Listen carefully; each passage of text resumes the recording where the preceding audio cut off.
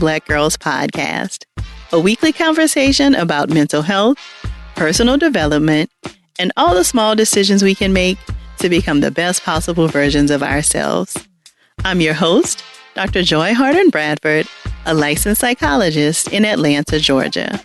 For more information or to find a therapist in your area, visit our website at therapyforblackgirls.com.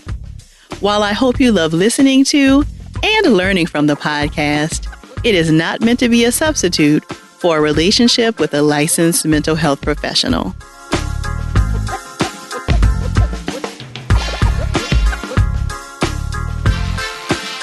Hey, y'all. Thanks so much for joining me for session 266 of the Therapy for Black Girls podcast. We'll get right into our conversation after a word from our sponsors.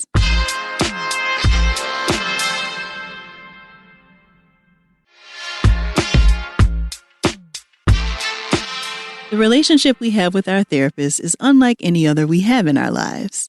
They typically know lots about us, while we usually only know a little about them.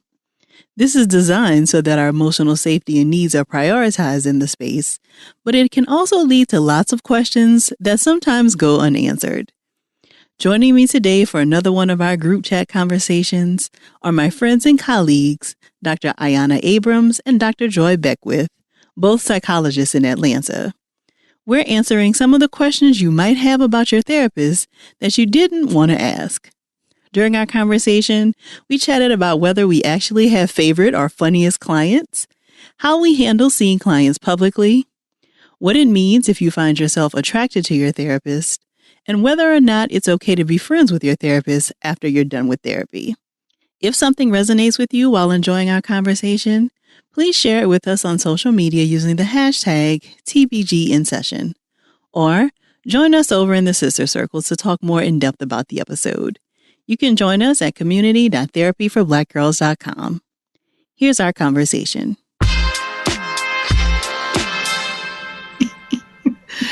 Oh my gosh. Oh. So the infamous group chat is back once again, back in action. I just love that y'all come and add such great information because I think, again, these are some of the conversations we are talking about in our group chat, but I also think it's just great for people to hear about some of the dynamics that happen in therapy that we don't always know about. Mm-hmm. And so something I wanted to chat with you all about today, or at least start the conversation, because we know when we get to talking, who knows where this conversation will end up. But I have recently been seeing a lot of jokes on social media around wanting to be a therapist's favorite client, right? So I feel like I am my therapist's favorite client, or she always looks really happy to see me. I've even seen a joke around somebody like being in a waiting room and overhearing the therapist laughing with another client and feeling like, oh, she doesn't laugh that hard when I'm with her, right? Like, am I not her funniest client? Am I not her favorite? And I think that this is a real thing, right? Like, people mention it in passing, but I think it really speaks to like all of these different dynamics that happen with our therapists that we don't even know. Yeah. Oh yeah, absolutely. I wasn't aware that it was a thing. Like, it caught me off guard. And I had that exact same experience, Dr. Joy, once where my client was waiting in the waiting room and I was walking another client out and we were chuckling. Like, we just finished like chuckling or whatever to end the session. And I remember starting with my person and her saying, oh my gosh, like, you look really happy. You don't laugh like that with me. And I think I sat with it afterwards, like, wait a minute, like, things that you don't think people notice, like, do I make you happy? Now, I think just like in the larger world, like, therapy is not exempt from that. Like, we want to be liked, we have this social desire for us to be liked and to be seen as a pleasant person. So that is there. And we're not exempt from that. And so to see it in therapy, although it was shocking to me in that moment, like, hey, do you like me as much as you like that person? Or am I just as funny? It's like, wait a minute, you are not here for my entertainment. This is not a contest. Like, who made me laugh the most during therapy? And you don't know if I just tripped and like, oh, let me gather myself before I go into the waiting room, or you don't know what that chuckle was about. So I get it. I understand the need to be seen in a positive light, but I just didn't think about it until that day. So I remember that. Yeah. Mm-hmm. Yeah. I think most people, when they think about therapy and therapists, they don't recognize that it's a relationship, that it is a social relationship. It's an atypical social relationship because there's not this back and forth sharing, kind of vulnerability and kind of growing like we do in our other relationships, but it is still social.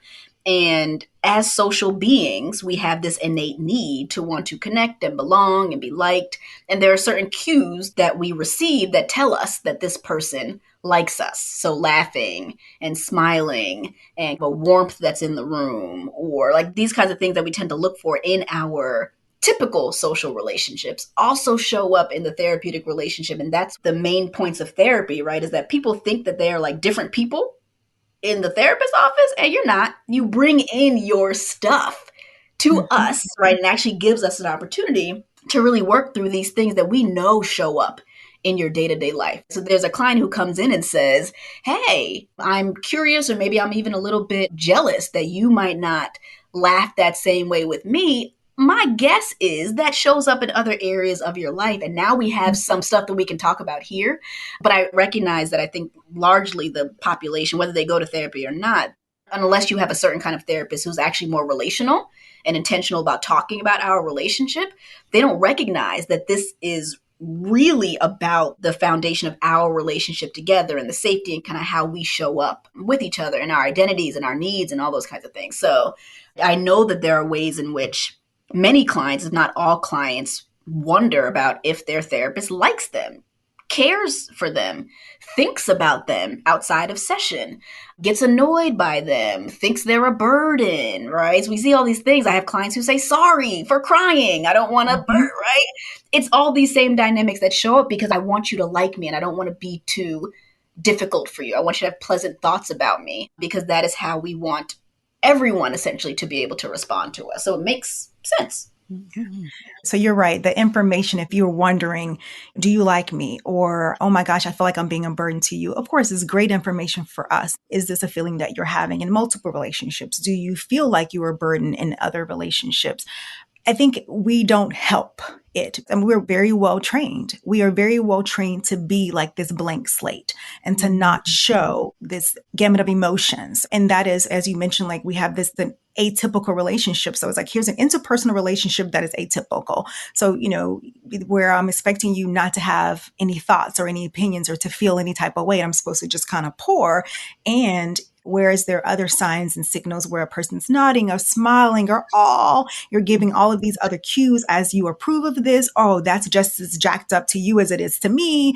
We don't give you that. So here it is, this blank slate. Here it is, this person that's not giving me a lot of verbal feedback or affirmations back, or you're not affirming my experiences. And I was like, okay, what do I do? Like, does she think I'm off, or does she think this is normal? Do you like me? Am I too much for you? Are you mad at me? Do I think like others think? And so being able to still show up in that space and to talk about those feelings, of course, it's important. So we can see, is it a me thing, like our relationship thing where you're experiencing this in therapy, or is this something that is consistent throughout various relationships? So part of the dynamics of this atypical relationship kind of waters this, well, wait a minute, you didn't blink, you didn't smile, your cheeks are not up, or, those things that where we normally get our signals and our information from, they're kind of turned down in this relationship. So, yeah. So it makes sense that we're wondering. It's like, well, we don't know. So then that's why I'm looking at the waiting room, because I can't tell if you really like me or not. So let me find some other cue, like you're laughing there in the waiting room. So. Mm-hmm. Yeah, and you bring up a really good point, Dr. A, that I want to hear y'all talk more about this idea, because I think it's a very real thing of, does my therapist think about me, right? I think a lot of people in some ways are hesitant to even try therapy because it feels like a paid friendship, right? Like, like, oh, I got to pay somebody to listen to me, and do they really care about me? But I'm paying them. So of course they have to care, right? How do you address those kinds of concerns or thoughts? I have had clients literally say that to me when I'll call it kind of an interpersonal process, when I'm checking in with how they might receive something that I said and how it landed. And I've had some clients say like, yeah, it does matter to me that you think this way, or like I trust you and you know me in such intimate ways that I'm really kind of leaning into how you are assessing this. And I've had some other clients say that I'm paying you, so like I know that you can't be mean to me. I know that you can't really like disagree with me in here. And I'm just like, well, that's not true. I can Right. disagree with you. And we can, and again, I have a way in which I would do that therapeutically. But I think that does factor into, depending on who the person is, how they even kind of understand or see the services, right? Do they see it as a service? Do they see it as a relationship? Do they see it as, kind of something short term? I need you for this. You're going to move me through these three things. I need boom, boom, boom. Am I here because I'm mandated? I think all those things mitigate how they even see the relationship. And if they do see it as a relationship and there is trust, and more than likely, even if it's long term and there's been vulnerability in there, it does tap into this desire to be cared for and thought of, right, in certain ways. And not only cared for in terms of, you answer my questions about this, but do you actually care for me and my identities and when I'm out in the world, when I'm not here? And as Dr. Joy said, they have no clue unless we say it. They have no clue whether I think about them outside. Even if I say to them something like, yeah, I think about my clients, probably too much. I'll be walking down the street and thinking about something like, oh, I think they just mentioned that they were here the other day. Like, we think about you all much more than you think we think about you, because we're also trained to not add our stuff into the relationship. But like I said, depending on what I've noticed, right, depending on how clients even make it to therapy, and if they see it as a valuable relationship and or service, really mitigates what I notice of their concerns or even interests in me thinking about them past what they are saying to me in session. Yeah, no, absolutely. You're getting at what is that thought rooted in? Do you think about me outside of therapy? What is that rooted in? Is it rooted in, do you feel that this is a paid relationship? So, it's like, okay, you're done and okay, got my money and you're gone. Is that what you think you're worth? Is that what you think that, oh, people are kind to me because I pay them? So I love that you said that, Dr. A. I think I'm also not afraid, within boundaries, within limits, to let people know that we're human. It's like, here you are. It's like, hey, here's a therapist. And it's like, it just doesn't turn on and turn off. And so, yes, I do care about your experience. Like you said, Dr. A, sometimes too much, you're out and you're like, oh my gosh, they've been wanting a nice place to go to, or it seems to be there are a lot of people that are here and that are studying. This may be good for such and such, or, so yes, I am thinking about you and thinking about, hoping that you're well. And I am thinking about how can I add to your treatment? Like this place may be a good place, or if I see a book or if I'm reading something, where I think about you, or sometimes I'm like, I really want to make sure for next time we talk about this. And I may do a lot of homework outside of the session to make sure that I am caring for you as best as possible in the session. So do I think about you? Absolutely. I think about you. It doesn't mean every single day you're on my mind, but it also doesn't mean that when you're out of sight, you're out of mind too. And so being human to be able to say, yeah, it's not that switch that goes on and off. This is not, at least the therapists that I know, my friends, this is not like a paid friendship. This is not I deeply care about you and genuinely care about you, your life, and this work. And so, yeah. Mm-hmm.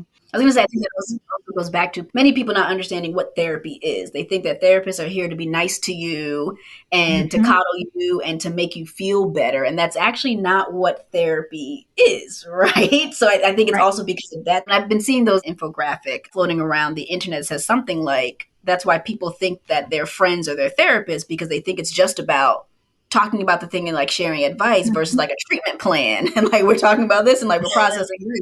Yes. That's why you think your partner can be your therapist. That's why you think your friend can be your therapist, or your hairstylist can be your therapist, because you actually don't understand that there's a really kind of formal way in which we're moving through understanding you. And that's why this is not a friendship. That's why we're not sharing things about each other, because there is a formalized process within a lot of this vulnerability and conversation and opening and all this kind of stuff. So I think it's also about people, when they don't really understand what therapy is, whether in terms of like how we're doing level setting or where they're getting information from, they look for it to be a friendship. So they're going to do the same things they would do and expect the same things they would expect of their friends. Yeah, which is why you're looking for those same cues that you would look for from a friend to say like, hey, does this person accept me? Do we belong? And you're looking for those social cues to say like, okay, we are connected. We are good. They agree. You're looking for that external validation that you would normally look for in a friendship. And like you said, Dr. A, we know that for those who have been in therapy, who've been in therapy for quite some time, you realize like, no, they don't just tell me all the positives and just validate my experience. It's like, no, some days you leave and it's like, oh man, that was tough. Or, ooh, I didn't like to hear that piece of information, but it was necessary for me to hear it. And so it is not this paid friendship where you are having coffee and you're just laughing and talking about what your experience has been. No, there is structure. There is a treatment plan, and we do what we call the work. Mm-hmm. Yeah. And I think to your both of your points around like therapy being just it's a relationship but atypical, right? Because you're not hearing all about our weekend plans and there's not that kind of reciprocal nature to it. But I do think when those moments happen, at least for me, that makes the work so much richer because now I get a fuller picture of like what's going on with you, right? So we know that there's the thing that clients come in with and then there's all this other stuff, right? Yes. So yes, we may be working on, maybe you're having panic attacks, right? And we're working on some stuff around that.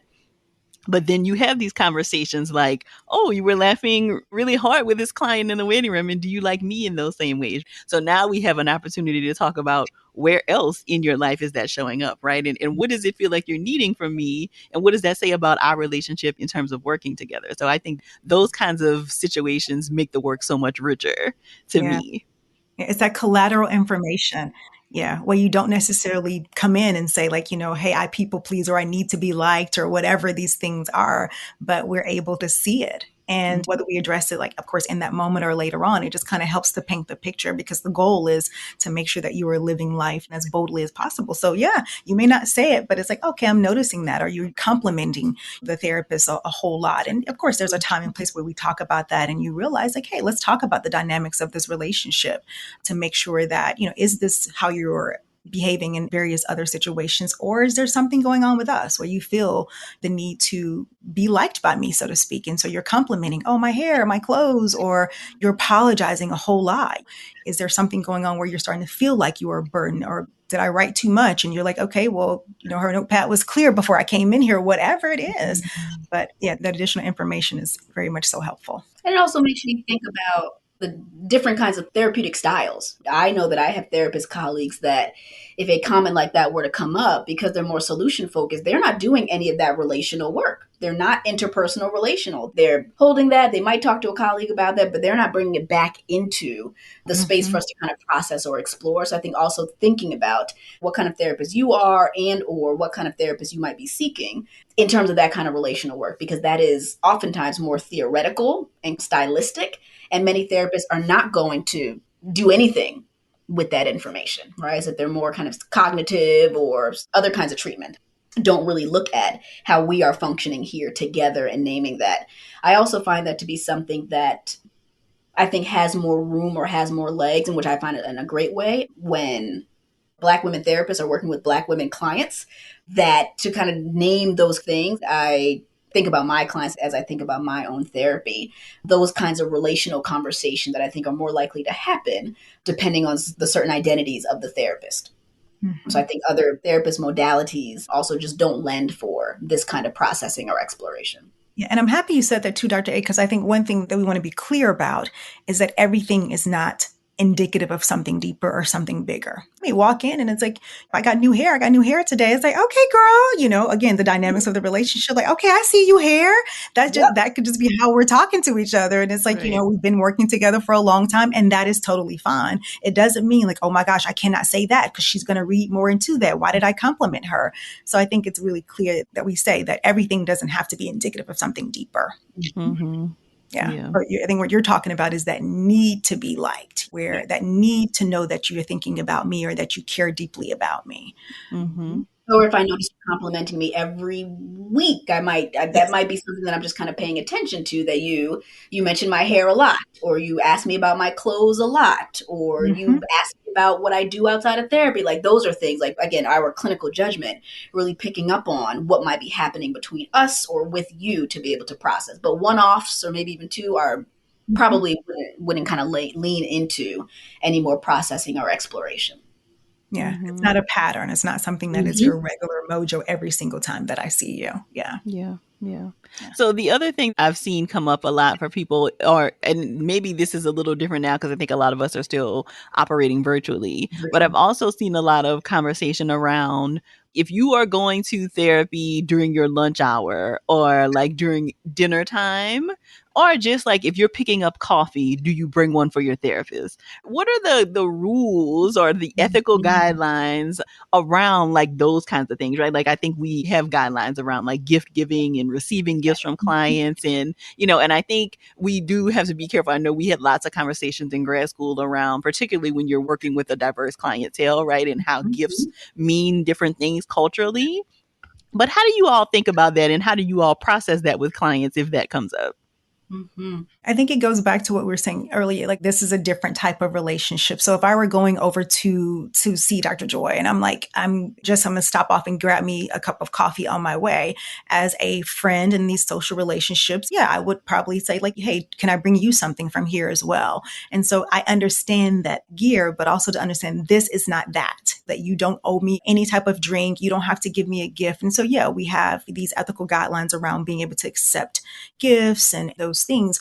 So I love talking about it. If it comes up like, oh, I started to get you this or I started to get you that, then what's tied to that? Oh, I wanted to get you a gift because I understand that you typically get the people you care about or the people you appreciate gifts. And that's fine to have that thought or that idea. Again, knowing that what is the therapeutic relationship? What are the dynamics of this relationship where you don't owe me a coffee, a tea? I don't like you more because you thought to bring me a coffee or a tea. I'm not expecting you if you walk in with coffee or tea that, oh, where's the one for me? And so being able to talk about, I understand because you're a kind person. That's just who you are. If you were going to see anyone else, you probably would have brought one, but it's okay. Not in this context. That's not the expectation. That's not the type of relationship that we have. And so not making it to be a bad thing because you had that thought or it crossed your mind. And also some people don't ask if they could or would. Sometimes people have, not sometimes, once, because that sometimes sounds like a lie, but once someone came in like, oh, I brought you a blank, blank, blank. And it's like, oh my gosh, like, that's so kind. And I recall putting it on the desk behind me and then just sitting down and engaging in the conversation as I normally would, not to be offensive, but not to also like, oh my gosh, thank you so much. I'm so happy you brought it. No. So being mindful of the conversation around if a gift does come to be able to talk about, oh, you didn't have to do that and to carry on. So, yeah. Again, things that clients don't know and aren't necessarily supposed to know, right? The ethics around this, right? That the rules have said. And that's one of the things between gifting and sex. No, no, no, no, no. You cannot do, and breaking confidentiality, right? No, no, no, nothing no. else. That those are two, Those those are two are off limits if you know nothing those are else. things. And I think that as also there have been more communities of color that are seeking therapy, right? I think that there have been more conversations around the ethics and kind of nuances of when people share those kind of, cultural norms with you because you are a person in their life. And again, they don't see it as this atypical social relationship. You are a person and this is what they do for people who help them. This is what they do around the holidays for people they care about. So I think really, really being able to hone in or at least kind of process or explore the motivations around that and also your clinical judgment around how you know this person, right? So I have had, it might have been 2 clients who have been on the way and they brought me something to drink, something like that, right? And I recognize that as a kind social gesture. So not anything for me to say anything a lot about, like you were saying, like I said, thank you. I put it down. I didn't engage in it, but I also didn't go into, well, tell me, like you bought me this drink. Is that about something else? Like, do you want to be liked by me? Like I didn't go into, right, all of those details around it. And it was also a one-off. My hunch is that if that would have happened the next week or the next session, I would have then opened up like, hey, I noticed that this is the second time that you've brought me something to drink. Really kind gesture. Just wanted to explore what that was about. Thank you for thinking, like those kinds of things, right? I think it also depends on what the thing is, right? So I think there's a difference between somebody passing by and kind of grabbing 2 drinks while they're on their session versus somebody baking something for you or making something for you versus somebody buying something for you that might have a certain budget. I think some of the ethics is that if it's a gift that's under maybe $5 or like $10 or something like that, that there's some movement, there's some agility around that. Right. But if you buy me a pair of shoes, if you buy me a sweater, if you, right, if you gift me something that I have heard you say are, for very important mother figures in your life. We're going to have a different conversation around this thing because, again, what I know of you, what I've been able to kind of glean of your culture and or our relationship, that lends itself for different kinds of conversations and maybe some boundaries around that, but not in a harsh or punitive way. But oftentimes I think people just don't know. People do not know that this is an atypical social relationship. And yes, I would love the coffee. I'm probably tired, but that has other implications in this kind of relationship. So I'm gonna put it right there, and I'm going to thank you for I'm going to thank you for the gesture. Right. Absolutely. I understand it. I understand if it seems like more of a social response because you happen to be, you're going to be 3 minutes late. I'm going to be 3 minutes late because I really need this coffee because I'm tired. And so I just thought to bring you one. And then I also think that it allows us to take a look too. It's like, you did it the last 5 times. Am I looking sleepy during your session? Oh, you keep bringing me coffee. I actually feel good. What is it? Right. Did I not offer something? Never done that before, but is it happening in your 6 o'clock session? Am I pulling something from you that is making you feel that you need to gift me or you need to bring me coffee when you come for your session? Or is it more of just this, like you said, this social thing because the social dynamics or your cultural dynamics, you do gift people who have significantly helped you. Yeah. And also freeing you from that. Like you get to have a relationship where you get to just be, and I know that you are appreciative of the work that we do together. And guess what? You owe me nothing as a result of it. The gift in itself of you getting better is the gift back. So, yeah. More from our group chat conversation after the break.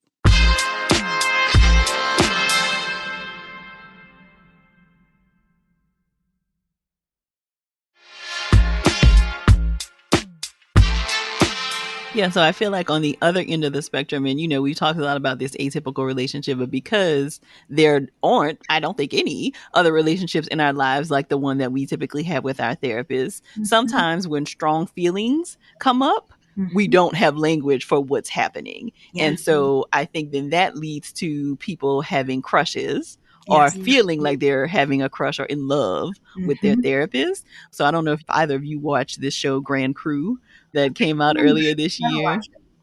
Yeah, it was on NBC. Pretty good show. But there was a storyline around a guy in therapy who had a crush on his woman therapist, right? And I do think that this happens, right? Again, because we sometimes have these strong feelings and like in other relationships in our lives, what this looks like is that there's a romantic attraction, right? And so sometimes we also label that with our therapists. So can y'all talk about, whether you've had those experiences or how can people make sense of any strong like attraction kinds of feelings they're having for their therapist?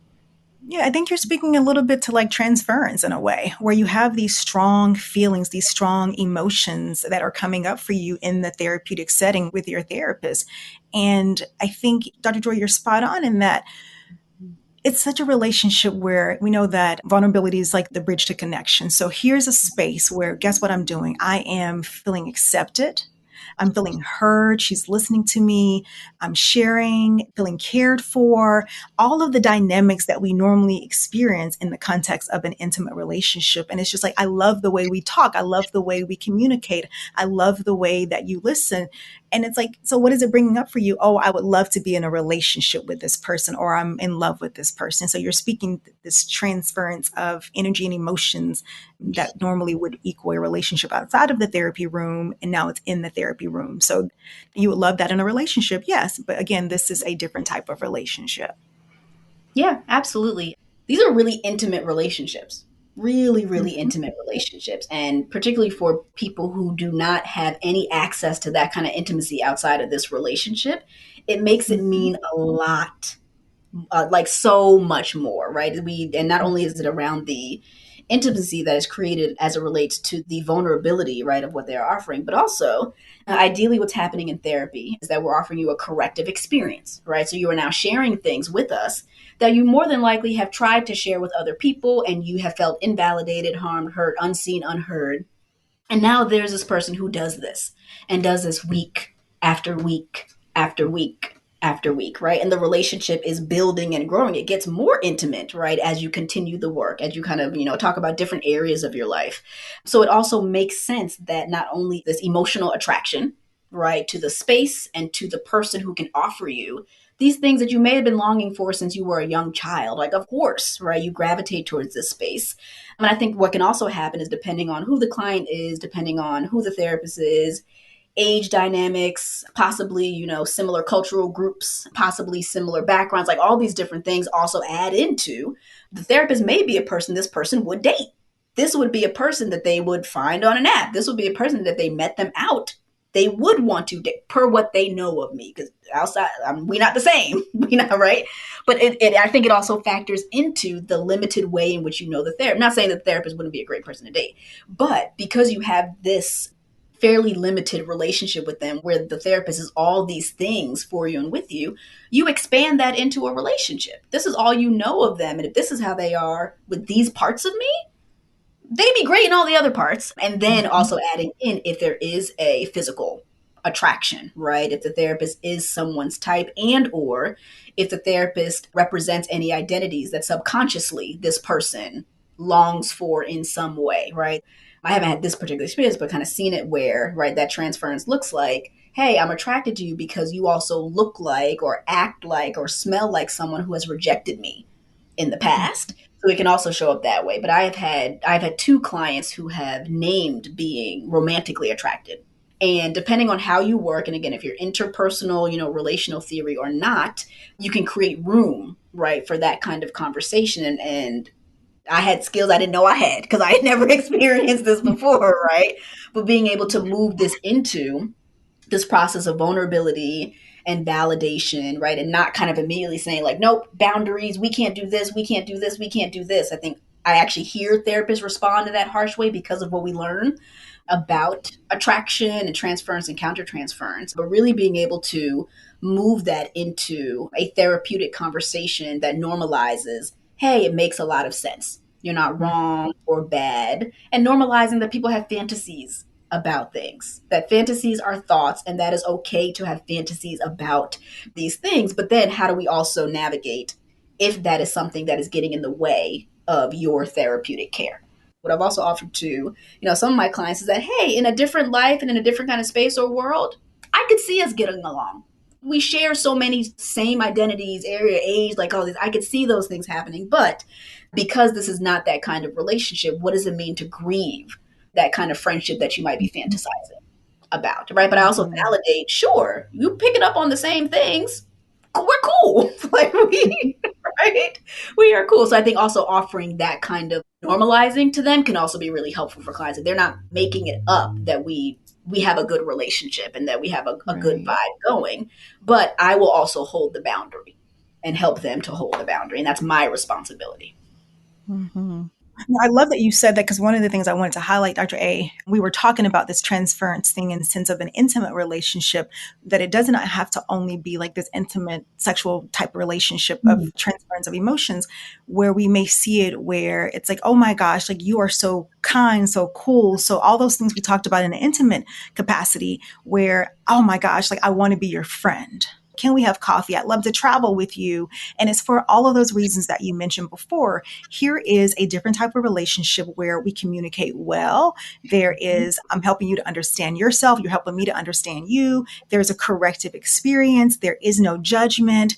And it's like, wow, for a lot of us, we don't have friendships like that, where it's like, oh, you're really opinionated, or you're angry with me for days. And whatever those friendships may be like outside of the therapeutic room, here it is, like, here's a person that I see on a weekly basis, and I can basically be seen and be very open. Like, I tell you my life and you are accepting, you are understanding, you still see me, all of those things. And it's natural that a person would say, hey, this is a person that I would be friends with. And it's like, it's up to us, as you mentioned, Dr. A, to have some boundaries. Like, we have to be able to know what the boundaries are, to honor those boundaries, and to also understand, I know why those emotions are coming up for you. I know why they are present. It makes sense. When there's a void, in other areas, I understand why this feels sweeter to you. And like you said, yes, we do connect. We do have a great relationship. What you are feeling is real. I do understand you. We do communicate well. All of those things are real, and that's fine. But it does not mean, because I have boundaries and you have boundaries, it does not mean that we We don't have to terminate the relationship. So we can have an understanding of kind of what is happening here. There is some awareness. How do we spin this and turn this into, if need be, part of our treatment plan? What both of you are talking about, I feel like requires a great deal of like self-assessment. Again, depending on how you operate theoretically and stylistically, for some people's a client coming in talking about feeling attracted to them, I think would have all of their wires going up, right? Yeah. Like, oh, we got to terminate this. And so can y'all talk about how do you develop that as a therapist? Like, what kinds of things do you need to be paying attention to for yourself and assessing so that you are actually handling these kinds of conversations with care? It could also, I think the first thing that's coming up for me, not sure if it even answered the question, that there is also can be countertransference too. So you're talking about self-awareness, like where the client could have these feelings and these strong emotions. It's like being aware of, do you also have these same feelings and these same emotions? Or is there something that you are doing because, okay, this is my client, but I am dressing a certain way in the sense of like I'm more casual, but on Thursdays, like your girl turns it up a little bit because of X, Y, and Z. Being aware of making sure that there's no countertransference on your end because it does not work just one way. So I think self-awareness is just from that part to really, really key. Is there something going on with you where that's impacting your ability to be able to treat and to be able to see what's going on in this relationship?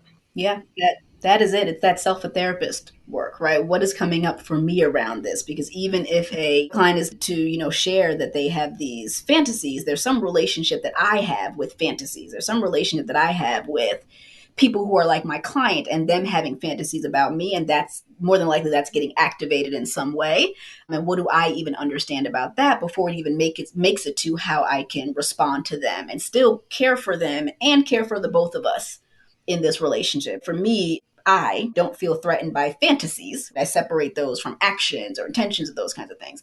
But if that is something that has shown up in your personal life in some way, you're probably going to have a different relationship to it. So thinking about how that shows up in gendered ways, I imagine if there is a client who you are working with who either you're attracted to and or maybe have some misgivings about because of how they show up in the room, you're going to respond differently to them saying something that you might hear as boundary violation because it's stepping outside of this therapeutic norm or rule.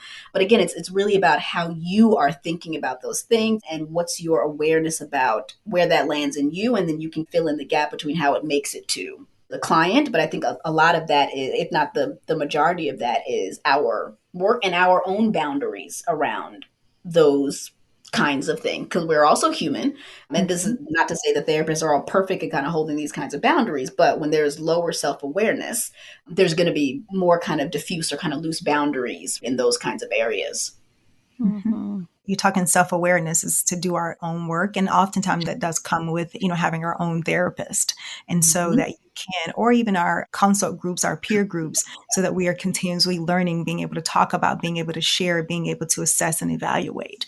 And I think when we are self-aware and doing our own work, then we can respond appropriately to these situations. So if there is something that you're feeling, then being able to process that with your own therapist. If there's something that is transference from the client to you, oh, why did you respond that way? You were really ready to shut that down and whatever. Is there an inability on your part to hold boundaries in place, to be able to process that?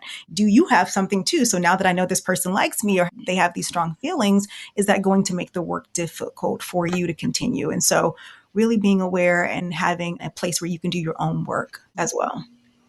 Yeah, I mean, you're right. I mean, because, I've heard therapists talk about, working with clients who like remind them of their mothers and they have a difficult relationship with their mother, right? And so, yeah, we are talking about the romantic piece, but there are lots of different ways countertransference can Yes. show up and really impact the work that you do with your Yeah. clients. You're going real hard for her because she reminds you of your mom and she accepts you and she sees the beauty and she's so proud of you and those things. It's like, you know what?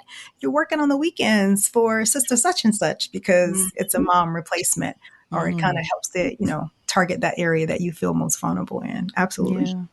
I also wanted to offer an example because what I've also seen countertransference wise is that, again, without the self awareness, are you viewing and valuing that what someone is doing is because they have a crush on you? I've seen kind of therapists talk about, well, they're dressing this way when they come to session with me and they're doing these things. And it's just like, are they? Mm-hmm. What is coming up for you around that? Because you are noticing that you are seeing a certain part of a person's body and you are assuming that that is for you. I remember having a conversation. What makes you think that she ain't got somewhere to go after you? Like, that doesn't mean that that is for you, Yeah. right? But there's that countertransference piece, and that was related to this particular clinician's relationships with women who he had dated. So just thinking about, hey, what's my stuff that might be coming up? And am I projecting that onto how my clients are showing up? And again, that's where I've got to do some of my own work in terms of these assumptions I'm making about why they're showing up in a certain way. And if we haven't done our own work, we think about those things as clinical judgment, but they actually might be countertransference. Mm-hmm. And can a person show up as dressed well or whatever, and you're not going to be hit on? Like, I'm not thinking like, can I just come and just be who I am without you feeling like, okay, you know what, because I look like this and when I wear this, then, oh, she must be trying to get with me. Or can a person come well dressed in your office and because they want to be seen, I want to carry myself a certain way. I honor and value your time and your work, your expertise. And so I come a little more dressed up to my sessions, not because of anything else, because I value me and I value you. Is that okay? It doesn't have to be, okay, you're trying to impress me. Again, everything doesn't have to be a problem. And I get it. We're looking at patterns and everything else that comes along with it, not in isolation would we make that assumption. But yeah, I remember reading something on social media a long time ago with relationships, and they were saying that like kindness and generosity and these behaviors are so uncommon these days that a person thinks that you being kind to them means that you like them or you want to be in a relationship with them. Yeah. And it's like, no, I'm just being kind. I'm just listening. I'm checking on you. I don't want to be with you. And I think we get the opportunity to give a person that experience too, where you get to be that you are enough. You get to talk with me. You get to sit. We get to process. You get to be accepted. It's modeling the correct response. And if you show up and give me all of that, abandonment does not have to result. You don't have to be rejected because you showed who you truly are, or because you shared this part of you. So we talked a little bit about why there are ethical guidelines for us, and sometimes clients don't like those, right? Because it's like, oh, I want to have coffee with you after we terminate our relationship. What are some of the other ethical guidelines that you maybe have had to talk with clients about that you find some pushback around, or things that exist that clients don't quite understand, like why they exist? Contact in between session, Yes. social media. I had So when one you say client contact in between session, what do you mean? texting, Long emails, screenshots of conversations of a fight that they had, and they want to get my feedback on it. It's usually around contact in between session. I've had some things come up around social media, not a lot. Sometimes clients saying stuff to me on social media and then not getting a response, and then like we'll process that. Although they sign my social media clause, they know, hey, I don't engage with you on social media for your protection. You are in charge of your own confidentiality, but I'm in charge of our confidentiality in terms of our relationship. Those have been the two main or recent ones. I know there have been others, not with clients, but I have when people in the community who I know socially want to receive therapy. And the ethical guidelines that I can't be your therapist because we have a social relationship, or my family. I can't see my cousin. I can't see my cousin's cousin's son. I can't see, right? Even if I haven't seen him since he was 4 years old, he can still not be my client.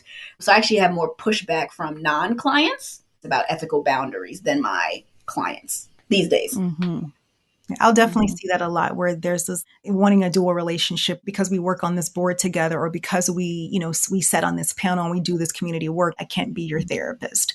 So I've definitely seen the text messages, or wanting to text, or wanting to send this long email as you would with like your girlfriend. And what do you think about this? And so this transmitting of this, all of this private information, doing therapy online, or wanting to invite you to their baby shower or to their 40th birthday party because you're important to me. Like, I care about you. I appreciate you wanting you to celebrate this milestone, or coming to my graduation. So these other boundaries or these other guidelines that are in place, it's like, nope, can't quite do that. But I do, understand.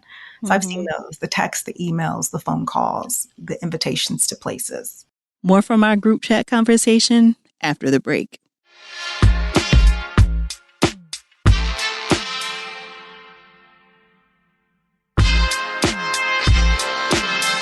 So what are the guidelines? Like, why can't you see somebody who you were like on a board with, right? Like we meet once a quarter to talk about finances for some organization. Why can't you be their therapist? You're going to make me go back to the EPPP, Dr. Joy. You're going to make me go back to my licensure exam. Yeah. I mean, I know it is about dual relationships, right? But for people who don't understand, like, if I don't really know you, you don't really know me, like, why can't you be my therapist? Yeah, it's the dual relationship. And doesn't it also speak about just wanting to make sure that there is not a compromise of care? Like, will our relationship impact my judgment and my ability to care for you as if I don't know you? Sometimes it's like, oh my gosh, I'm doing a whole lot of work and I'm going to do all of these things because, hey, this is my board member. And so being able to work and to serve with you, to take care of you and to work with you without having these other things that may be pulling on your judgment or impacting the relationship. Oh, I feel that I have to kind of show up and do this. I have to answer this email because this is the president of my HOA association and we're friends. So it's giving us the opportunity to work together in a way that will not compromise the care that you're getting and impact our judgment. I think it goes back to that. Yeah. And I think that most general population, they don't recognize the power of the subconscious. Right. So I have a lot of people say, like, no, we're fine. Like, there's not going to be any issues. Like, I only see you once of this, and you haven't even met them in this way. But they don't understand how the subconscious really functions and how that can really change our motivations and change our behaviors. And that this is out of protection for clients and kind of our relationship, because biases are there. And they are unconscious and subconscious, and those things come up for both of us on either end. And that, like you said, that there could be this example of, right, okay, well, I feel the need to work in a different way with you than I would with my other clients. And that's where we're also kind of ethically bound to kind of offer, similar care across the board. But because this might have other consequences for me and or for you socially, right? That if I make you upset in some way therapeutically, now is my housing in jeopardy, right? It's those kinds of things that come up, right, in these ways. We can't have dual relationships where there are things involving money or gifts. Like, are you going to start giving me more gifts and kind of do these things because there's something that you want from me as a therapist? It can get really, really murky and muddy. And because historically, there are a number of therapists who have dealt with this in the past, they made this a rule for a reason. They made this a guideline for a reason, because when these things were not guidelines in these ways, things got really blurry. And people, I think, also don't recognize how vulnerable they are in the therapeutic relationship, because there is inherently a power dynamic. And they don't really recognize how that vulnerability can really tie into what they look for, what they need, how they might respond to ways in which I am outside of session, and all these expectations that can be set up. You're my therapist, so you should call me back, or you should choose my kid on the softball team if you're also a coach in the community. Like, there are all these things that can come up to get really, really messy. And we also want to keep the relationship boundaried in terms of the information that I have about you is the information that you share with me, not all this collateral information that you might not want me to know, whether that's a clinical issue or not. But I want to keep it to our relationship is about what you want me to know and what you offer me about yourself, not stuff that I'm gathering from all over the place, because that can also shift my objectivity. Yeah. And to think about as well, we're talking about our ability to care and treat and how that may be impacted. But I also think about it from the client's perspective too. Do you feel comfortable sharing with me this level of information in detail, knowing that we sit on the church board together? The level of honesty and vulnerability and openness that is required to do the work in therapy, it's like, yeah, that can be compromised as well. Oh, you know what? If you were someone else and I knew that you did not know me, or you don't know my person who knows my person who knows my person, it's like, then I would be honest and open and share this with you. But because we're so connected, because we are part of the same small group, I'm not going to share that with you. Like you said, Dr. A, now I have all of this collateral information that as a result of sitting on this board together, or as a result of being in the same small group, do you feel comfortable sharing with me because I know you so intimately in another environment? And so I think it protects the work that we do together on both sides. I know one of the first conversations I think a lot of therapists have with their clients are around, like, if I see you in public, right? So that's one of the very first things we address in that initial kind of intake session. Like, if I see you, I'm not going to speak to you because I never want to put you in the position of having to identify like who I am, right? But if you speak, then I can speak back. And it sounds like some of that same stuff happens on social media. So you mentioned, Dr. A social media clause that you have. Can y'all talk about some of the ethical guidelines as it relates to interacting or not with clients on social media? Sure. Because I have public social media accounts, because I'm providing a lot of psychological education, I do have a few clients who have found me, which is different than me saying, follow me. I don't say follow me. If you just happen to find me, it's a public page. So that's what's also part of the clause. But the clause states that I do not recommend that you make comments or send me messages. If you happen to do that, also know that I will not respond. And more than likely, we can talk about those things in session when I notice these things. But it's also this piece of if and when you see me out, right, in the streets or the social media streets, if and when I do not respond to you, that's not because I don't like you. It's not because I don't care about you, but that is me holding this frame. And if it is something really important, one, don't post clinical stuff because that is you breaching your own confidentiality in those ways. But if it is something important, we can always talk about it in session, but that those aren't spaces that are confidential or protected. I don't own Instagram. I don't own my D. Like, who knows behind the scenes who's seeing all of these things? So it's also to protect your confidentiality in those ways. That's exactly what it boils down to. And I think that's what the social media clause speaks to. It's that I am going to protect your confidentiality. And these are the ways in which I intend to protect it. And then also there's a level of protection that you offer as well. And if you breach that, that is on you. But let's talk about some of the ways in which you may unintentionally breach your own confidentiality. Of course, I'm not saying follow me. I'm not looking for you, like what's your social media so I can follow you. But if you've done good work, and I don't want to shame you if you say, I'm so thankful to my therapist, such and such and such and such, but hey, let's talk about, I'm probably not going to respond to that. And are you going to be okay if you've given this huge, big shout out and I don't respond to it? But also knowing too that someone may say, hey, you know what, maybe you've listened to a podcast, or you read something that I've written and you've given me a shout out. That does not mean I'm your therapist. That just means that you may have seen me talk somewhere, and thankfully, because of that relationship or because of that interaction, you're shouting me out. So just to know that if you mention me, it does not mean like, oh, I'm in therapy with this person, but to know that I'm not going to mention you, and being able to revisit that, because we signed that social media contract at the very beginning when we start working together. And, at that moment, it becomes like, oh, okay, yeah, of course. Oh, no, you don't have to respond to me. Or no, you can't even imagine like, that you ever need that. Or like, okay, you first, so you're not going to speak to me when you see me out in public or whatever. It's like, okay, good. But you know what? When the rubber hits the road and when you have at me on social media, because you signed it so long ago. And so being able to kind of remind them at some point, like, okay, I saw that you followed me online, let's talk. If I see it, it's reminding you of what that may look like so that you don't have this feeling of rejection or whatever, or you just gave these large kudos and it's like, oh, and she has said nothing. I tagged her and added her and nothing at all. What I will say is I have had, this hasn't happened in a while, but I have had clients in the past who will come across something on social media or in the media in some way, and whether they might send me an email or something like that saying that something resonated with them. And when I do receive that, that is something that I will bring into session like, hey, I know that you said that something resonated with you. Let's talk about that thing. But I'm not engaging in a whole DM conversation, processing this post with them or kind of processing what came up for them or any of those things. But it does give me some additional data about something they came across in the week. But that's also that like in between contact. And my clients know you send me something. Cool, I will more than likely receive it, and then we will talk about it next session. I don't even have to say to you anymore, like, hey, let's talk about this then. I'll see it in some way, and if I don't and I don't mention it, oftentimes clients will say, like, hey, I sent you this thing, and I'll be like, what was it? And then we can go from there. But I'm not doing a deep clinical dive unless we're going to have another session during this, and we're going to have some type of prorated situation, right?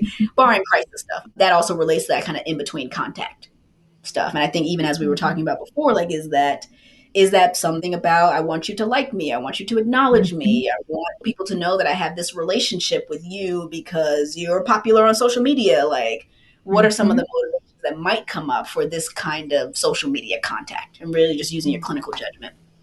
Yeah. And looking and knowing that a one-off is like, okay, it is what it is, but is it a pattern? So just because they saw Dr. A on a panel and they post like, hey, my therapist is going to be on this panel, that should be a dynamic panel. Again, that's your breach of your own confidentiality. I'm not going to respond to that. I'm not like, oh, thank you so much for reposting that. None of that. Like, I'm not going to respond. And are you going to be okay? And did you just do that? Of course, because, hey, I saw you on there. I wanted my followers to know that, hey, this should be really good? Or are you seeking to be in my good graces? Or did you do it because, hey, she's popular on social media and I want people to know that's the one that I see. Like, I have a good one. So when you see me, you see her, that is. So, get into the bottom of what was that about? You know how it is. Oh my gosh. That was. So one final thing that I want to chat about as it relates to kind of like all these dynamics that people don't understand or, don't expect to kind of turn sour in some ways. I've also, especially running the therapist directory, had lots of questions around like, why can't I find a review of these therapists? So if I'm looking for a dentist, if I'm looking for a new OBGYN, I can read all about their client experiences, and you cannot find that with therapists. Or well, you can, but ethically, reviews, we are not supposed to be soliciting reviews. Right. So you won't necessarily find a bunch of sites with reviews of therapists. So can you talk a little bit about why therapist reviews are not considered a good thing? Yeah.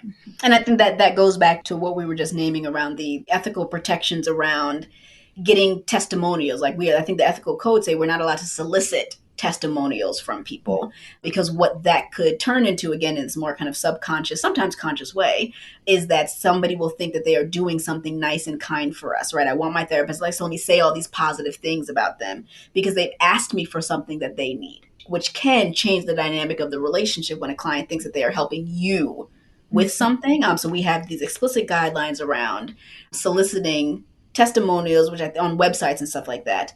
That I find is different than, because I think if we have a public profile and we have a Google site or office space, the people can write reviews of us, but we cannot respond to them. Because again, us responding would be a breach of your confidentiality. That would be us letting the whole entire Google know that I know who you are and I know you in this way. So it puts a lot of therapists in a really difficult position, particularly when they might have negative reviews and they want to be able to say out loud, that didn't happen, never met this person, like they needed something that I don't even offer, like all that kind of stuff that comes up. But you typically will not see a therapist respond to a Google review. Again, atypical social relationship, right? While this is a business, it is a medical service, and that gets us all tripped up all the time, that we cannot breach a client's confidentiality. That's one of the number one ethical concerns, right? Is a confidentiality breach. And to know that we can work together and you don't owe me anything. This is not a tit for tat relationship. You get to receive and you don't owe anything back in response. And so, yes, it all boils down to the protection of your confidentiality. And then this whole thing of being liked. Well, I saw they wrote a review. She got 5 reviews from these. Are these the people she's laughing with when she comes in the waiting room? Or if I wrote a review, will she answer my emails outside of the session now? So like you said, these subconscious things that we are not aware of. And you may think that it's just an innocent, this review or post or whatever, but it boils down to you get to have a relationship where you get to just be. You don't have to work in that capacity in this relationship. Yeah, and I think that is the thing that also makes therapists so different from like our colleagues in other professions, right? So if I go to a dentist who has great bedside manner, very knowledgeable, always starts on time, like that stuff, that's probably standard across the board, right? But I think because therapy is so individual, me having a good experience with a therapist does not necessarily indicate that you will, right? And so, when we're looking for reviews, of course, again, because of who we are and our, medical discrimination, I understand why people want it, but I think it's also important to acknowledge how therapy is very different than maybe other medical professions, and how even somebody having a good experience with a therapist does not mean that you will. And then what did you consider a good experience? Am I saying that she gave me a good experience because I walked away with clarity or because I felt valid? I mean, what do we consider? And especially because the treatment is so individualized. Right. What is this good experience? And you're right. I don't want you to go see her based on what I said was good, because that could just totally do something totally different for you. So, yeah.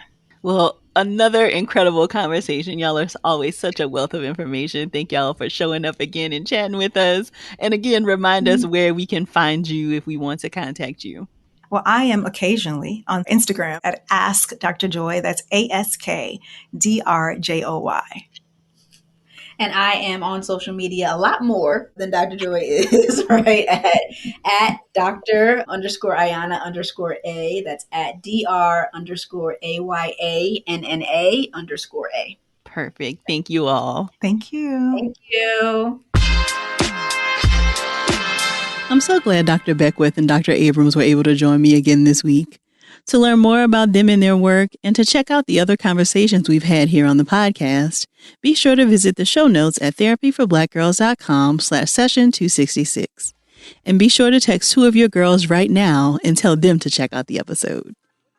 If you're looking for a therapist in your area, be sure to check out our therapist directory at therapyforblackgirls.com/directory.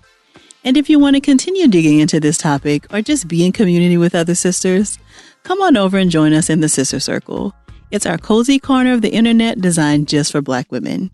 You can join us at community.therapyforblackgirls.com. This episode was produced by Frida Lucas and Elise Ellis, and editing was done by Dennison Bradford. Thank y'all so much for joining me again this week. I look forward to continuing this conversation with you all real soon. Take good care.